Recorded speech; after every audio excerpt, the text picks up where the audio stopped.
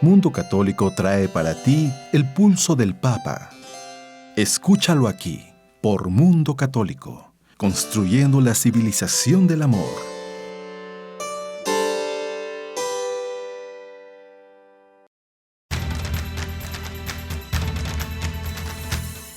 El pulso del Papa, desde Ciudad del Vaticano. Servicios informativos de Ver y Creer. La actividad pontificia y los acontecimientos de relevancia mundial, con enlaces directos a Radio Vaticana, CENI y Vatican Information Services. El pulso del Papa, desde Ciudad del Vaticano. Servicios informativos de Ver y Creer.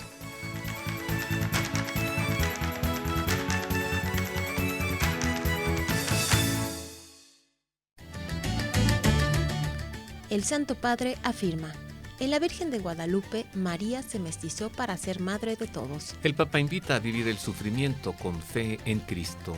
Y denuncia que en Europa muchos cristianos son perseguidos. Francisco afirma: el Señor nos consuela siempre. Le diremos cuáles son los 3 aspectos que deben caracterizar el seminario según el Papa Francisco. El Frente Nacional por la Familia en México entrega al Vaticano el panorama completo de amenazas contra la vida y la familia en nuestro país. Representante del Papa en México ofrece su contacto personal para denuncias de abusos. Obispos de México cuestionan informe de Legionarios de Cristo sobre sacerdote abusador. Y por último, Corte Suprema respalda ley de Kentucky para que madres vean ultrasonido antes de un aborto. Usted conocerá estas y otras noticias enseguida en los servicios informativos de Ver y Creer. Queridos amigos, como siempre les saludamos con afecto esta semana, este fin de semana en el que pues todavía nos queda el gusto de haber celebrado un aniversario más del acontecimiento guadalupano. Hace 488 años, la Virgen María vino a México para que aquí naciera su hijo. 12 de diciembre, Santa María de Guadalupe. Todavía continuamos con este gusto. Y pues le saludamos con afecto y hoy le acompañaremos Marisa O'Farrill y Roberto Farril en las voces informativas, con Roberto Pérez Armenta en los controles operativos. ¿Lista para informar, Marisa? Sí. Empecemos con lo acontecido en esta semana en Europa, el Vaticano y Oriente Medio. Sea usted bienvenido a las noticias.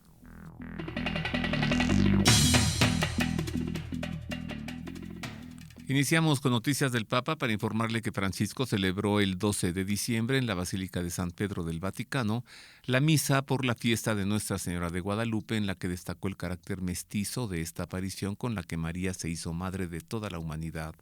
En una homilía improvisada en español, el pontífice afirmó que si bien los hombres dan diferentes títulos a la Virgen como parte de su amor filial, estos no tocaban en nada ese ser mujer discípula de María, que además es madre y mestiza. San Bernardo nos decía que cuando hablamos de María nunca es suficiente la alabanza, los títulos de alabanza, pero no tocaban para nada ese humilde discipulado de ella, discípula fiel a su maestro, que es su Hijo, el único Redentor. Jamás quiso para sí tomar algo de su Hijo, jamás se presentó como corredentora, discípula, expresó.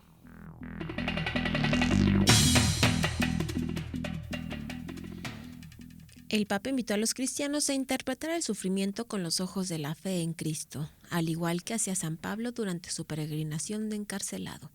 El pontífice se expresó así durante la catequesis que pronunció el pasado miércoles 11 de diciembre en la audiencia general celebrada en el aula Pablo VI del Vaticano, en la que explicó el sentido cristiano de las cadenas de San Pablo, y a partir de esa experiencia del apóstol, el sentido cristiano del sufrimiento.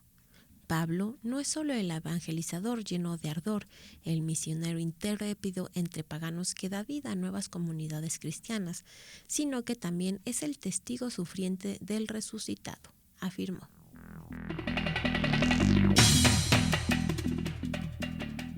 El Papa Francisco denunció que hoy en el mundo, en Europa, muchos cristianos son perseguidos y dan la vida por su fe. Así lo afirmó durante la audiencia general celebrada en el Aula Paulo VI del Vaticano y explicó que antes de la audiencia había recibido a un grupo de peregrinos ucranianos pertenecientes a la eparquía de Mukachevo de rito bizantino con motivo del 30º aniversario de la salida de la clandestinidad de esta comunidad tras la caída del comunismo. ¿Cómo ha sido perseguida esta gente? ¿Cuánto ha sufrido por el Evangelio?, exclamó el Papa. Pero nunca han negociado la fe, son un ejemplo. Fue entonces cuando lamentó que hoy en el mundo, en Europa, muchos cristianos son perseguidos y dan la vida por su fe, o son perseguidos con guante blanco, son dejados de lado, marginados.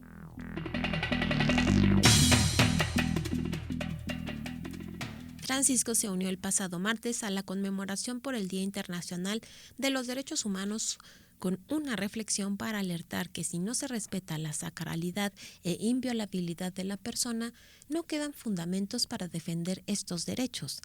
El ser humano es siempre sagrado e inviolable, en cualquier situación y en cada etapa de su desarrollo. Si esta convicción cae, no quedan fundamentos sólidos y permanentes para defender los derechos humanos, señaló el Santo Padre en su cuenta de Twitter. El Día de los Derechos Humanos se celebra cada 10 de diciembre, coincidiendo con la fecha en la que la Asamblea General de las Naciones Unidas adoptó la Declaración Universal de Derechos Humanos en 1948.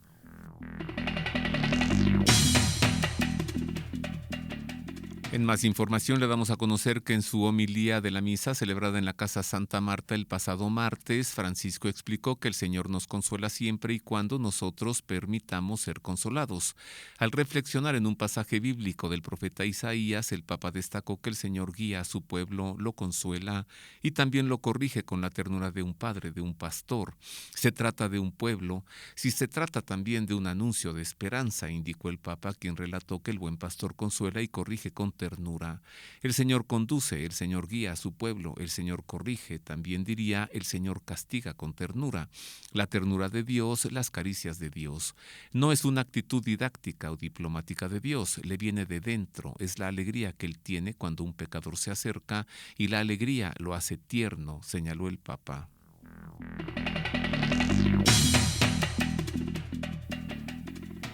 El Papa Francisco señaló 3 aspectos que caracterizan el seminario como lugar de formación del futuro sacerdote. Es una casa de oración, una casa de estudio, una casa de comunión. Así lo señaló durante la audiencia que concedió a la comunidad del Pontificio Seminario Regional Flaminio Benedicto XV de Bolonia, con motivo del centenario de su fundación. En su discurso, el pontífice recordó a los seminaristas que están llamados a ser evangelizadores de regiones como la de Bolonia, marcadas por la descristianización. Aquellos que están más expuestos al viento frío de la incertidumbre o de la indiferencia religiosa necesitan encontrar en la persona del sacerdote esa fe fuerte, que es como una antorcha en la noche y como una roca a la que pueden agarrarse, señaló.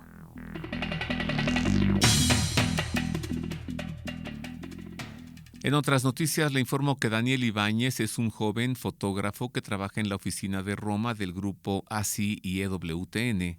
A finales de 2018 tuvo la bendición de recibir una llamada del Papa Francisco, quien lo invitó luego a misa en la Casa Santa Marta. Una mañana de diciembre de 2018, Ibáñez recibió una llamada de un número privado y creyó que podía ser para algún tipo de venta de servicio. Pero grande fue su sorpresa cuando respondió y oyó una voz que le decía: «Soy Francisco, recibí tu carta». «Me quedé helado», dijo el joven, porque estaba hablando con el Papa, y me dijo: «Me gustaría que vengas a mi casa a la misa en Santa Marta el 20 de diciembre, que será la última misa antes de Navidad que celebraré públicamente en el Vaticano». Todo esto refirió el joven fotógrafo.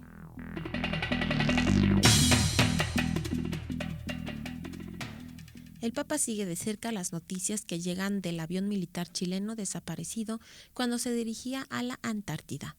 La Fuerza Aérea de Chile perdió contacto con la aeronave, un Hércules C-130, el pasado lunes con 38 tripulantes a bordo. En un telegrama enviado por el secretario de Estado del Vaticano, el cardenal Pietro Parolin, en nombre del pontífice al obispo castrense de Chile, Monseñor Santiago Jaime Silva Retamales, se afirma que el Santo Padre sigue de cerca las noticias que llegan a ese amado país sobre la pérdida de contacto con el avión de las Fuerzas Aéreas que se dirigía rumbo a la Antártida. Asegura su cercanía espiritual al pueblo chileno y a todas las familias, y reza al Señor para que otorgue esperanza en este momento de incertidumbre y sostenga los trabajos de búsqueda y a cuantos colaboren en ella.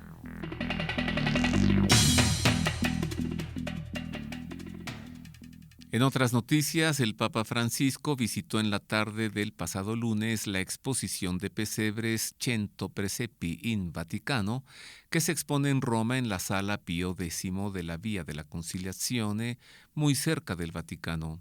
El pontífice visitó la exposición durante cerca de 40 minutos y antes de regresar a la Casa Santa Marta saludó a todos los responsables, trabajadores y voluntarios de la exposición y bendijo la muestra.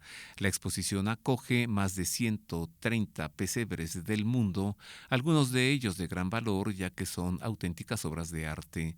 Además, cada Belén posee una historia particular que los hace únicos.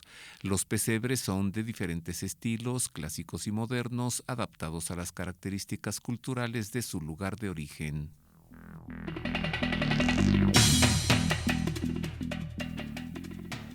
El presidente del Frente Nacional por la Familia, Rodrigo Iván Cortés, entregó al Vaticano un informe con el panorama completo sobre las amenazas contra la vida, la familia y las libertades fundamentales que se viven actualmente en México. En el marco de su participación en el cuarto Foro Mundial de la ONG de Inspiración Católica, celebrado del 5 al 7 de diciembre en Roma, Italia, Cortés se reunió con el secretario del Estado del Vaticano, el cardenal Pietro Parolin, y le entregó el informe Vida, Familia y Libertades 2019, preparado por el Frente Nacional por la Familia. En diálogo con Así Prensa, Rodrigo Iván Cortés dijo que este informe abarca todo el 2019 y por lo tanto cubre lo que es el primer año del gobierno de Andrés Manuel López Obrador y el primer año y un poco más de la nueva legislatura.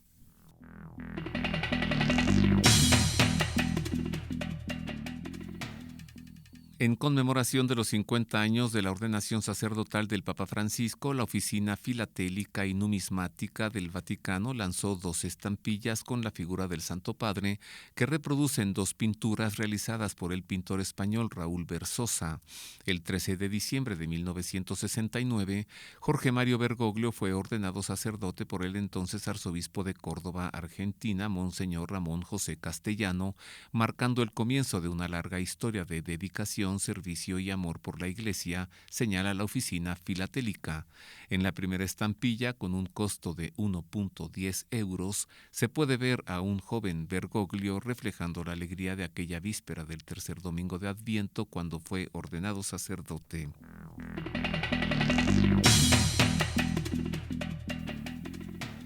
El secretario de Estado del Vaticano, el cardenal Pietro Parolin, advirtió que al ofrecer cuidados y ayuda a ancianos y personas enfermas se deben evitar actitudes utilitarias. La fragilidad y la vulnerabilidad de las personas necesitadas de cuidados paliativos y de otra naturaleza no nos debería permitir nunca una actitud meramente utilitaria a la hora de sostenerlos, señaló. El cardenal Parolin se expresó así en el mensaje que envió a los participantes en el Simposio Internacional Religión y Ética Médica, que con el tema de cuidados paliativos y salud mental durante el envejecimiento se está desarrollando en Roma. Y hasta aquí la parte informativa de los acontecimientos ocurridos en Europa, en la sede apostólica y en Oriente. Usted ha quedado informado. Más adelante le daremos a conocer noticias del continente americano y de México. Por ahora vámonos a Roma, Marisa. ¿A ti qué te gusta? A mí me encanta. Sí, ¿a quién no? Para hacer un enlace con Radio Vaticana, la radio del Papa, para escuchar las palabras en español de su santidad el Papa Francisco en la audiencia general. Radio Vaticana, la radio del Papa.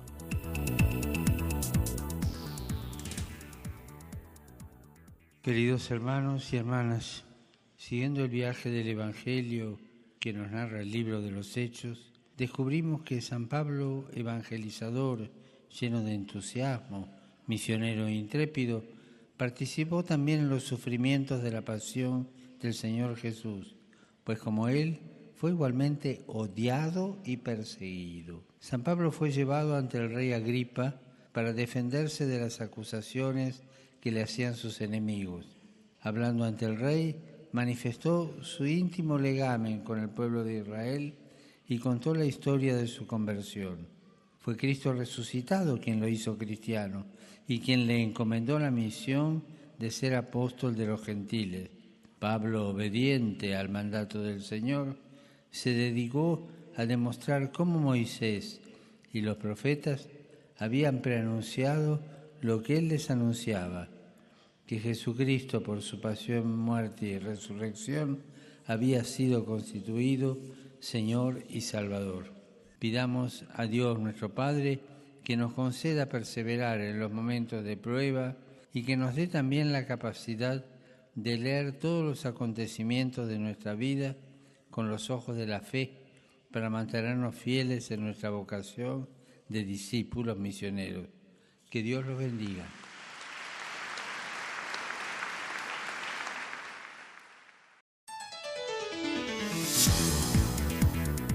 Radio Vaticana, la radio del Papa. Este fue el resumen de la catequesis del Papa en lengua española. Nuevamente usted ha quedado informado. Hacemos una pausa, queridos amigos, y regresamos para hablar sobre el gran, el maravilloso, el sensacional, un superhéroe de carne y hueso a quien Dios le confió sus 3 más grandes tesoros. Le confió a su Hijo, le confió a su madre y le confió a su iglesia. ¿Ya sabe de quién hablo? De Superman. De Superman, en efecto, de a de veras, este superhombre San José. Y voy a platicar con Carlos Saravia, autor de ese libro bellísimo de San José y de María, el amor entre ellos. Una pausa, volvemos con esta entrevista en torno a San José. Póngase en contacto con nosotros a través de nuestro correo electrónico elpulsodelpapa@vericreer.com.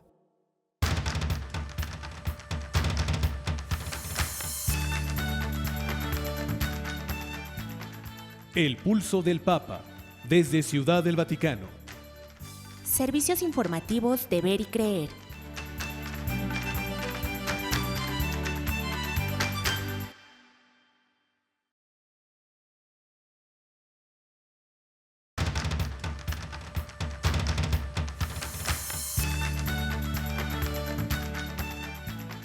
El Pulso del Papa, desde Ciudad del Vaticano. Servicios informativos de Ver y Creer.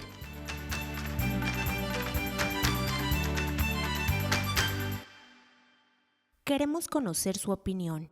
Contáctenos en nuestro correo electrónico elpulsodelpapa@vericreer.com. Ya estamos de regreso, queridos amigos, con más del Pulso del Papa desde Ciudad el Vaticano. Y ya está aquí en nuestros estudios el gran Carlos Saravia Maínez, un gran teólogo. Posiblemente usted lo recuerda más como un gran ventrílocuo que como un gran teólogo. Él es pues el inventor de Cachuchín, el inventor de Kiko, que es tan famoso que dice: yo me llamo Kiko y tengo un carrito que sí, Él es el gran Carlos Saravia Maínez, conocido como el mejor ventrílocuo de México. Tiene un muñeco que se llama Cachuchín, con quien da catecismo a los niños allá en la parroquia de la Medalla Milagrosa, y ya está aquí, pero lo que usted debe saber es que también es un gran teólogo y ha escrito un bellísimo libro que se llama Jesús y María, una historia de amor. Carlitos, bienvenido, qué gusto tenerte aquí. Gracias, el gusto es mío. ¿Por qué andas escribiendo libros de San José? ¿Qué te hizo San José? ¿Cómo te atrapó San José? No, pues es un hombre extraordinario. Bueno, yo tuve un tío que fue para mí como mi padre. Yo perdí a mi padre cuando tenía 2 años. Un hermano de mi mamá, tío mío, que fue el que nos educó, nos formó a todos nosotros, a los hijos. Y él me hizo pensar, era tan bueno, era tan cumplido, tan trabajador. No se casó precisamente para dedicarse a nosotros. ¿Hermano de tu mamá? Hermano de mi mamá, se llamaba Aurelio. Y lo amé mucho, lo quise mucho. Y pensé que pues era algo parecido a lo que fue San José para nuestro Señor. Y entonces ahí me gustó dedicarme a estudiar a San José, y me he llevado unas sorpresas enormes. ¿Por qué? Porque San José es muchísimo más grande de todo lo que se ha dicho de él. Mira, por ejemplo, se dice que San José no dijo una sola palabra en todo el Evangelio, silencio de José. Sí. ¿Es cierto y no es cierto? El hombre del silencio le llaman. Sí, pero es cierto y no es cierto. Porque si hay una palabra que pronuncia San José en el Evangelio, si te pones a reflexionar, el ángel le dijo, le pondrás por nombre Jesús al niño. Y José, y luego dice, y José le puso por nombre Jesús. Entonces pronunció la palabra Jesús. Y Jesús es la única palabra de Dios, es toda la palabra de Dios. Y los teólogos no me dejarán mentir, pero la palabra Jesús abarca toda la Biblia, abarca toda la palabra de Dios, y fuera de Jesús, Dios no tiene nada más que decir, como dice San Juan de la Cruz. Wow. Todo este razonamiento que acabas de plantearnos de manera tan sencilla en un minuto, lo expones en tu libro José y María, Historia de un gran lo expuse amor. también someramente en otro libro que escribí antes. Y hay otro detalle. José no solamente le dio un nombre a Jesús, le dio un apellido. Jesús, hijo de José. Jesús, hijo de José de Nazaret. Y el Papa, en la exhortación apostólica sobre San José, ¿Te refieres a la de Juan Pablo II? Juan Pablo II, Redemptoris Custos. hace Redemptoris Custos, hace la atención a que en el registro de todo el imperio queda nombrado Jesús como Jesús, hijo de José de Nazaret. Y Felipe el apóstol, cuando se encuentra a Natanael y le dice, hemos encontrado a aquel de quien habló las Escrituras, ¿quién es? Es Jesús, hijo de José de Nazaret. Así que el nombre de José está adherido al nombre de Jesús, como apellido, como patronímico. Entonces se acostumbraba, se decía José, hijo de Jonás, fulano, hijo de David, hijo de José. Jesús es Jesús, hijo de José. Hay muchos que se llamaron Jesús, Ajá. pero solo hubo uno que se llamó Jesús, hijo de José de Nazaret. Así que no solo le salvó la vida, también le dio su nombre. Le dio su nombre. Yeshua Yeshua, Bar Yoshua. Jesús, hijo de José. hijo de José. También le llamaban el hijo del carpintero. Y hay un punto muy interesante. Y otra vez también ahí en está eso, la referencia a José. que yo, yo he visto otros teólogos también que lo han investigado. José no era solo un carpintero, era todo, era especialmente carpintero y albañil. Un constructor. Porque la palabra griega es tectón, era tectón. Y José, lo que yo veo es que José construía casas, además de hacer la carpintería, construyó su casa o la arregló, y el niño Jesús le ayudaba, y José se quedaba emocionado viendo al niño Jesús agarrando su piedrita o tratando de agarrar su piedrita, y decía, el constructor del universo es Dios. Y José era el tectón y Jesús era el arquitectón. ¡Wow! ¿También eso pones en tu libro? También. A ver, Carlos, tu historia es arrebatadora. Con lo que tú comenzaste, a mí me deja sin aliento. Yo te pregunté, ¿qué te hizo San José? Y me respondes, perdí a mi padre a los 2 años y un tío, el hermano de mi mamá, me crió y me formó junto con tus 2 hermanos, ¿no? Entonces, tú hablas por una experiencia propia. Así como Jesús tuvo un papá que no era su papá, pero se desempeñó como papá. Así, en tu caso, habla tu sangre, hablan tus huesos, habla tu vida. Sí. Jesús tuvo un San José y tú tuviste un San José que te pagó tus estudios, que te dio de comer, que te vistió. Exacto. Entonces, en el caso del carpintero José, él crió, formó, educó, sostuvo, enseñó. Y le enseñó. Tu tío te enseñaba, te decía, no, Carlitos, no se Sí, debe me hacer ayudaba eso. con mis tareas, a pesar de que él no había hecho más que hasta el sexto de primaria en aquel tiempo. Él tuvo que meterse a trabajar desde muy joven para mantener a sus hermanas, que eran mi mamá y mi tía, y después nosotros. Era muy listo para las matemáticas, sabía álgebra, no había hecho más que sexto año y sabía álgebra, y me ayudaba con la álgebra de secundaria. Sí. A ver, conociste a un San José de nuestro tiempo por propia experiencia, y luego el Señor te tenía preparado presentarte a su padre San José a través de la teología y los libros y las universidades. Claro, estudiando la teología fue como empecé a reflexionar cómo las cosas que aprendí de teología, no que aprendí de aquel tiempo, porque la teología, digamos, el doctorado de teología lo tengo desde el 1983, más o menos 82. Entonces, en todos estos años, pues, con Pablo VI. En todos estos años he estudiado tanto que ya lo de aquel tiempo, pues, fueron las bases. Las bases que más me valieron fueron las diferencias entre el Antiguo y el Nuevo Testamento, que fue mi tesis de doctorado de teología, diferencias entre el Antiguo Testamento, el bautismo como dinámica del Nuevo Testamento. Y el Antiguo Testamento no se entiende realmente sino hasta que viene Jesucristo, y en todos los teólogos lo aplican al Antiguo Testamento y cambian los textos, los sentidos. Por ejemplo, las profecías que se le hizo a David: tendrás un hijo que me construirá un templo, tú no lo vas a construir porque derramaste mucha sangre, le dice el profeta, pero tendrás un hijo que sí me hará un templo. ¿Y quién era ese hijo? Era Salomón. Salomón fue el que construyó el templo.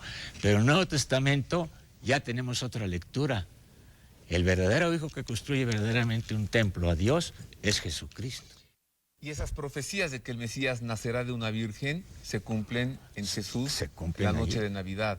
Y que sería descendiente el Mesías de la tribu de David se cumple por San José.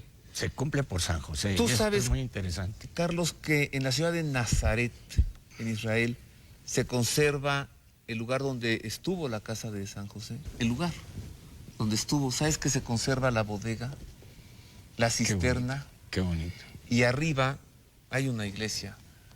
Yo me imagino, por lo que se hacía entonces, que era una especie de cueva, que San José la completa con piedras y hace una casa donde la parte de la cueva viene siendo una parte de la casa. Y eso que no la has visto. Exactamente eso es.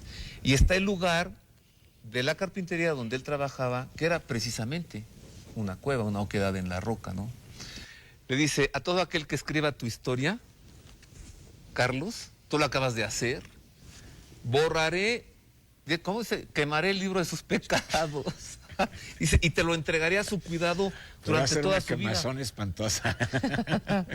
Oye, el Señor lo cumplió en ti. Antes de que escribieras su historia, Él ya sabía lo que ibas a hacer, Carlitos.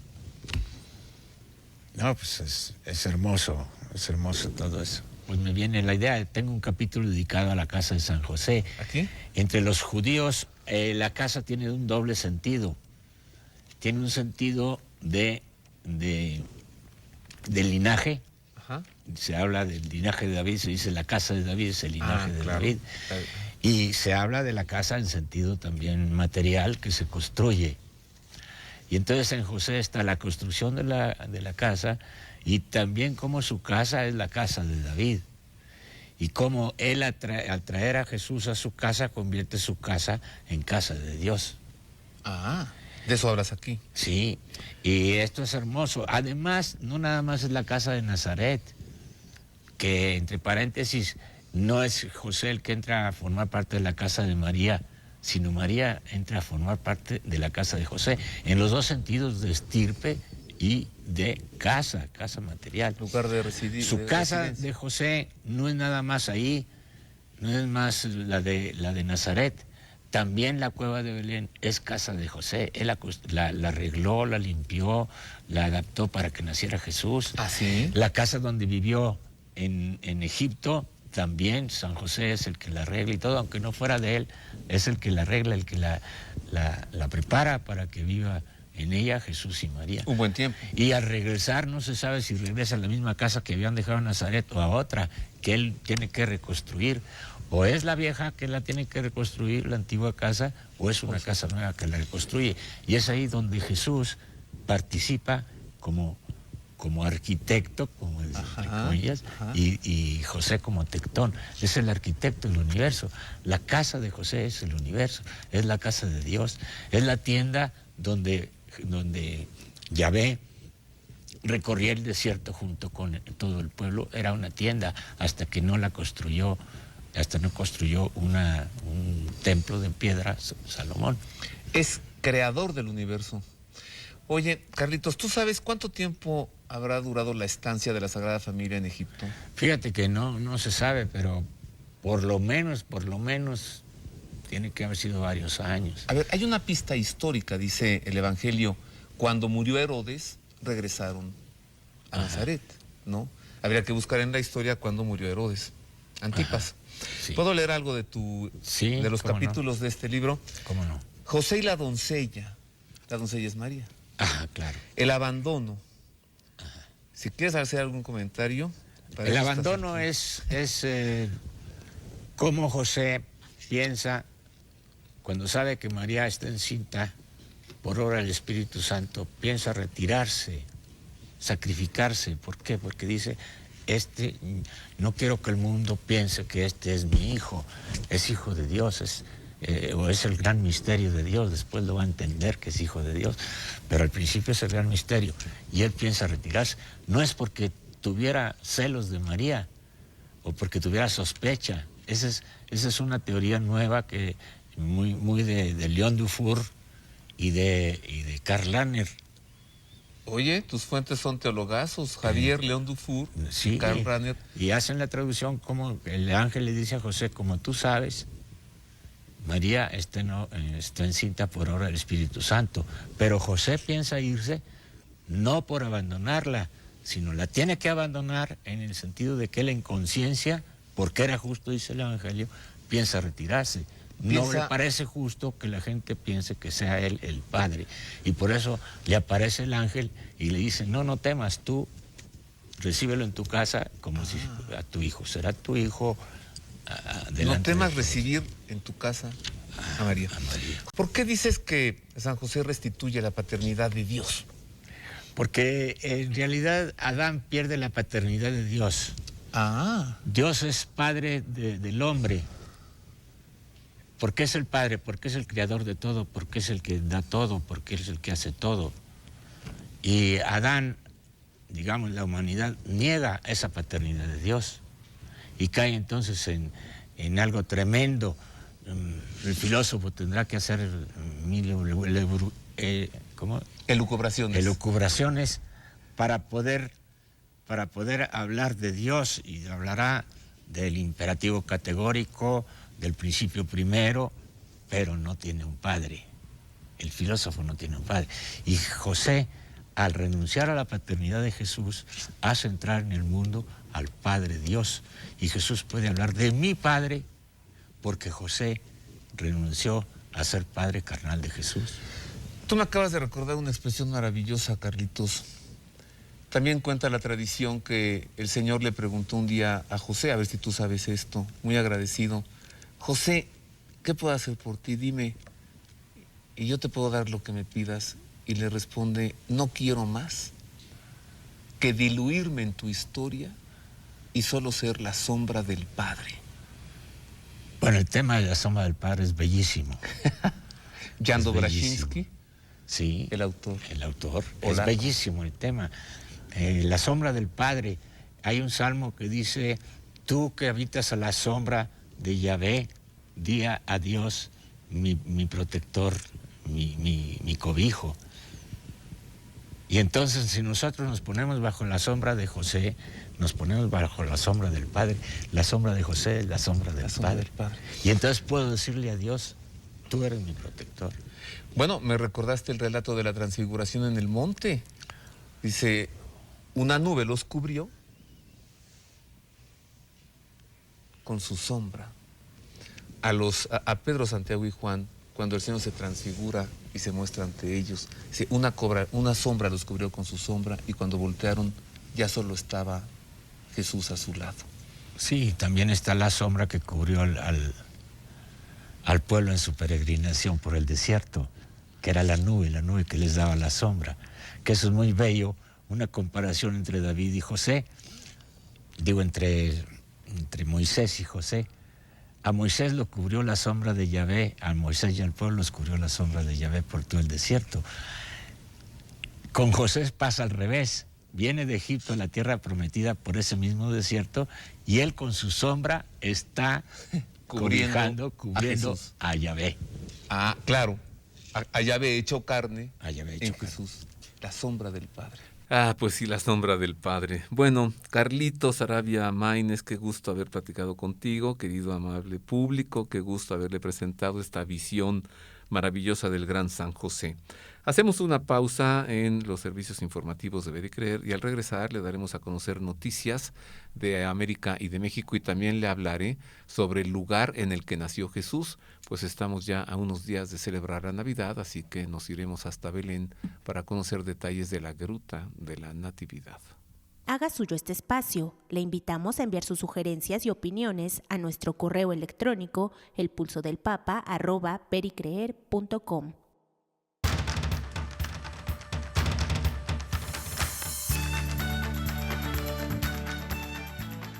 El Pulso del Papa, desde Ciudad del Vaticano.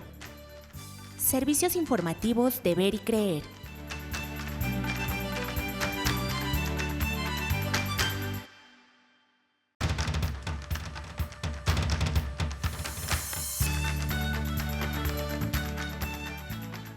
El Pulso del Papa, desde Ciudad del Vaticano. Servicios informativos de Ver y Creer.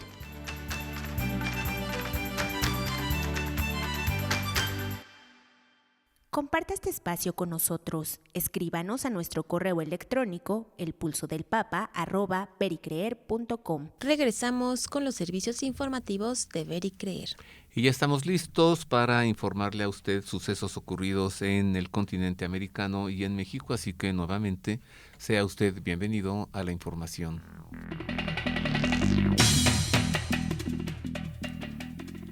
El nuncio apostólico en México, Monseñor Franco Coppola, puso su contacto personal a disposición de toda denuncia de víctimas de abusos sexuales por parte del clero. En diálogo con la agencia informativa Así Prensa, Monseñor Coppola señaló que las puertas de su oficina están abiertas para recibir las denuncias, para acompañar a las víctimas en su búsqueda de justicia. El representante del Papa Francisco en México precisó que si bien su oficina no es competente ni para conducir una investigación ni para tomar medidas, lo que he tratado de hacer es facilitar el acceso de la víctima a la autoridad competente de la Iglesia, sea a nivel de la diócesis, sea a nivel del superior religioso, sea a nivel de la Santa Sede, acompañándola en su búsqueda de justicia.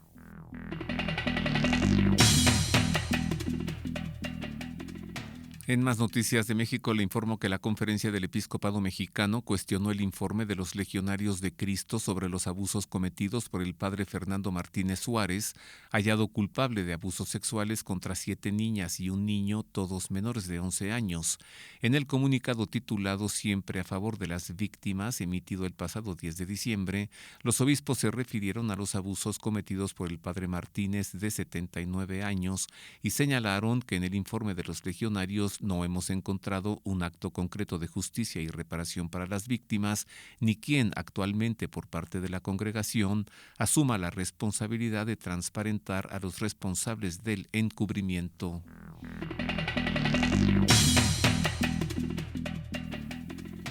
El obispo de Ciudad Quesada, en Costa Rica, Monseñor José Manuel Garita Herrera, rechazó la aprobación de la norma técnica sobre el aborto y recordó que debemos pensar en las dos vidas, tanto en la de la madre como el niño en su vientre.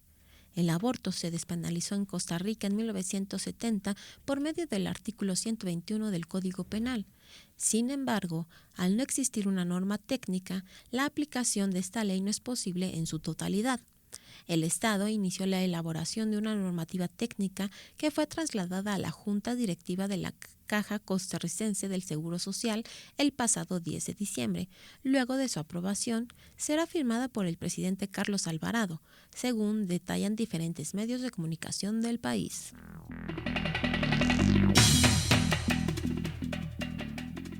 En información procedente de los Estados Unidos, le damos a conocer que la Corte Suprema de ese país rechazó el lunes 9 de diciembre un pedido de impugnación contra una ley del estado de Kentucky que exige que las madres que desean abortar escuchen los latidos del corazón del hijo que está en su vientre a través del ultrasonido. La ley de Kentucky, Ley de Consentimiento Informado por Ultrasonido, requiere que los médicos especialistas en abortos presenten y describan una imagen de ultrasonido de un niño por nacer a una madre que busca un aborto, además de tener que reproducir el audio del latido del corazón del bebé. El gobernador Matt Bevin, quien recientemente perdió su candidatura para la reelección, firmó el proyecto de ley.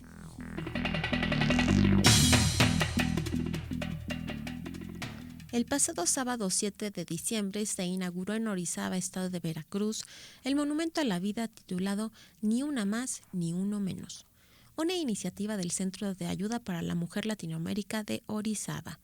El monumento fue realizado por el escultor Pablo López Arta Sánchez. En entrevista a la coordinadora del Centro de Ayuda para la Mujer de Orizaba, Laila Álvarez de Escudero, explicó el sentido de este nuevo monumento. Este monumento representa ambas acepciones del concepto.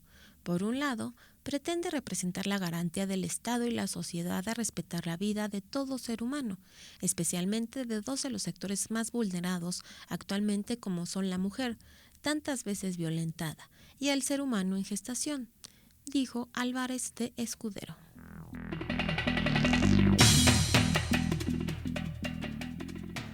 En noticias de Venezuela le informo que la Fundación Pontificia Ayuda a la Iglesia Necesitada ha respondido a la petición de ayuda del cardenal Baltasar Porras, administrador apostólico de Caracas, con la campaña Yo Contigo Venezuela, ante la situación de absoluto colapso y necesidad generalizada que se está viviendo en ese país. En la presentación de esta campaña en Madrid, España, estaba presente Monseñor Juan Carlos Bravo, obispo de Acarigua, Araure, que aseguró que actualmente no se puede vivir sin la ayuda exterior de organizaciones como Ayuda a la Iglesia Necesitada, que nos está apoyando con rapidez y generosidad. Nos ayudan a dar de comer a la gente y proveer lo que necesitan las religiosas y sacerdotes, pero sobre todo están apoyando a generar fraternidad, afirmó.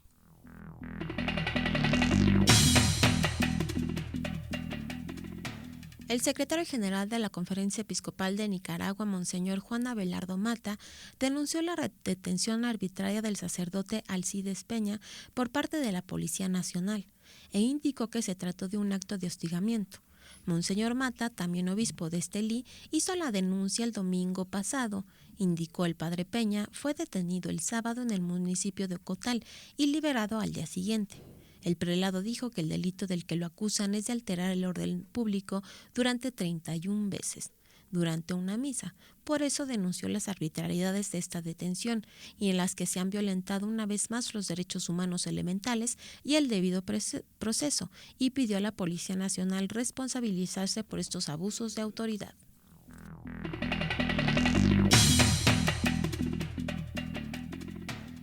En más noticias de los Estados Unidos, la policía de Washington detuvo al responsable del ataque a la Basílica del Santuario Nacional de la Inmaculada Concepción el martes 10 y que dejó a 2 guardias de seguridad heridos. Se informó que los 2 guardias del santuario estadounidense están conscientes luego de que uno fue apuñalado y el otro atropellado por un automóvil. El desconocido huyó en un Lincoln Navigator que después fue encontrado en Northwest, Distrito de Columbia. La Policía Metropolitana dice que el sospechoso se ha atrincherado en el interior de una casa antes de salir de ella y será arrestado por la policía. Luego fue llevado al hospital donde es tratado por varias heridas menores y las autoridades confirmaron que se presentarán cargos en su contra.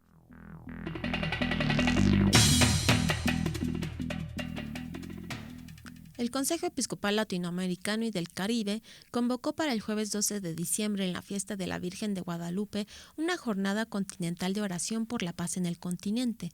El Consejo señala que se acogen a la intercesión maternal de la Virgen, confiando los dolores y alegrías de los pueblos de América Latina y el Caribe, e invitó a todas las conferencias episcopales, organizaciones eclesiales, comunidades religiosas, movimientos apostólicos y en general al pueblo de Dios a unirse a la jornada continental de oración por la paz. La iniciativa invitó a las personas a rezar un rosario, participar de una liturgia de la palabra, acudir a misa o dedicar un tiempo de oración por la paz, tomarse una foto o video y compartirla por redes sociales con el hashtag.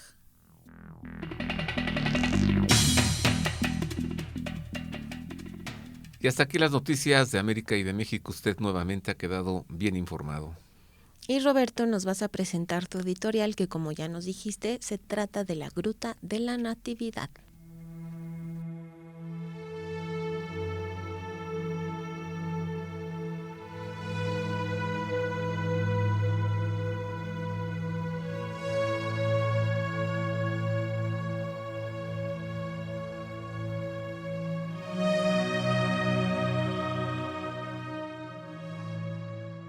Y la palabra se hizo carne y puso su morada entre nosotros, y hemos contemplado su gloria, gloria que recibe del Padre como Hijo único.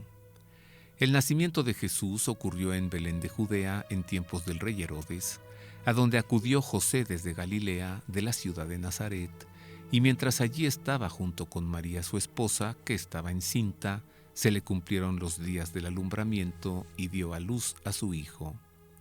San Gregorio Nacianceno, padre de la Iglesia, medita sobre la natividad del Señor.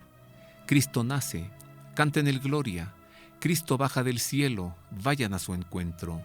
Cristo está en la tierra, pónganse en pie. Que toda la tierra alabe al Señor.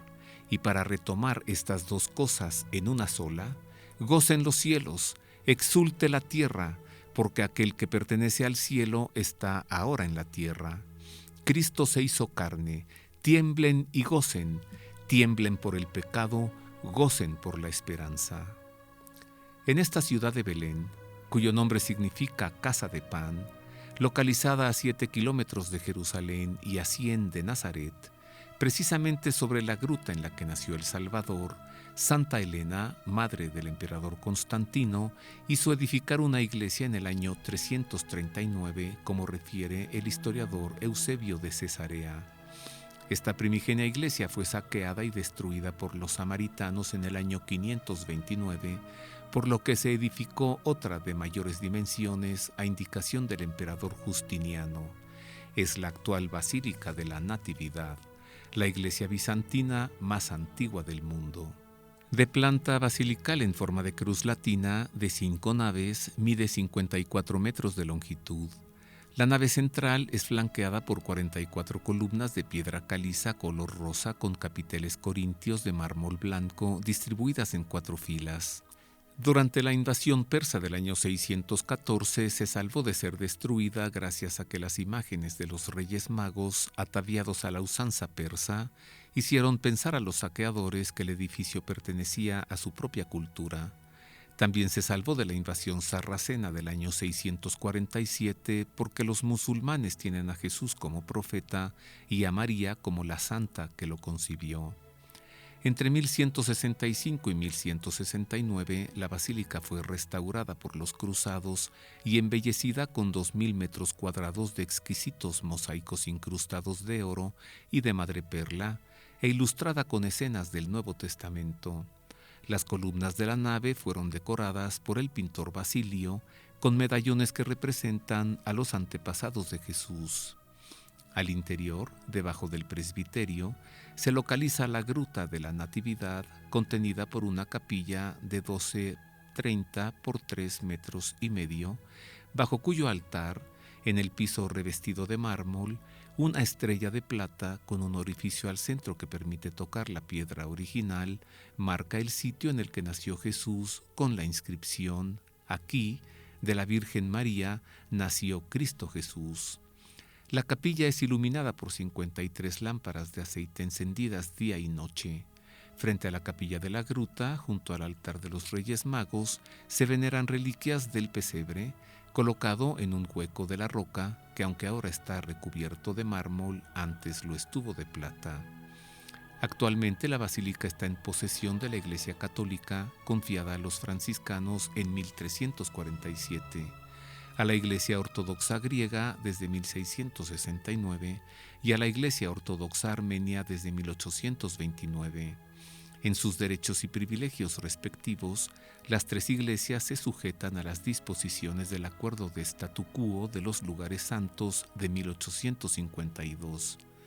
La basílica ha sido sometida entre 2013 y 2020 a un extraordinario trabajo de restauración en el techo, las fachadas exteriores, el nártex, las puertas y los mosaicos, de los que quedan 125 metros cuadrados de los 2.000 metros primigenios y que son muestra del maravilloso esplendor original de esta sagrada edificación. El único acceso a la basílica es una puerta diminuta a la que el Papa Benedicto XVI se refirió en su homilía durante la Santa Misa de la Nochebuena de 2012. El portal, que un tiempo tenía 5,5 metros de altura y por el que los emperadores y califas entraban al edificio, ha sido en gran parte tapiado. Ha quedado solamente una pequeña abertura de 1,5 metros. La intención fue probablemente proteger mejor la iglesia contra eventuales asaltos, pero sobre todo evitar que se entrara a caballo en la casa de Dios. Quien desea entrar en el lugar del nacimiento de Jesús tiene que inclinarse.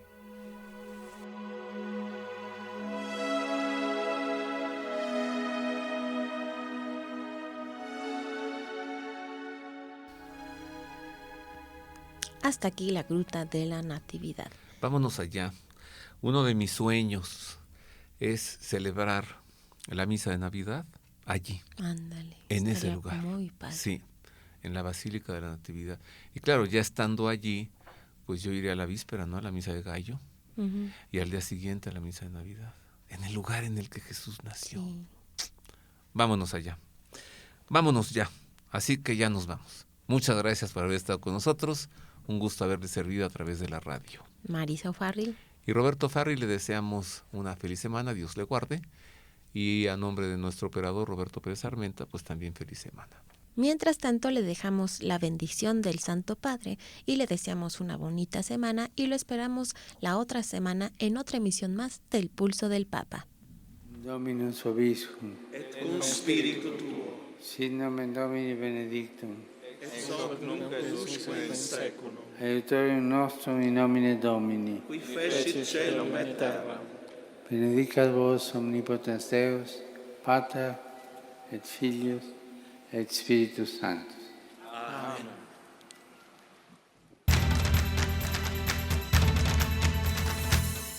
El Pulso del Papa, desde Ciudad del Vaticano. Servicios informativos de Ver y Creer. La actividad pontificia y los acontecimientos de relevancia mundial, con enlaces directos a Radio Vaticana, Zenith y Vatican Information Services. El Pulso del Papa, desde Ciudad del Vaticano. Servicios informativos de Ver y Creer.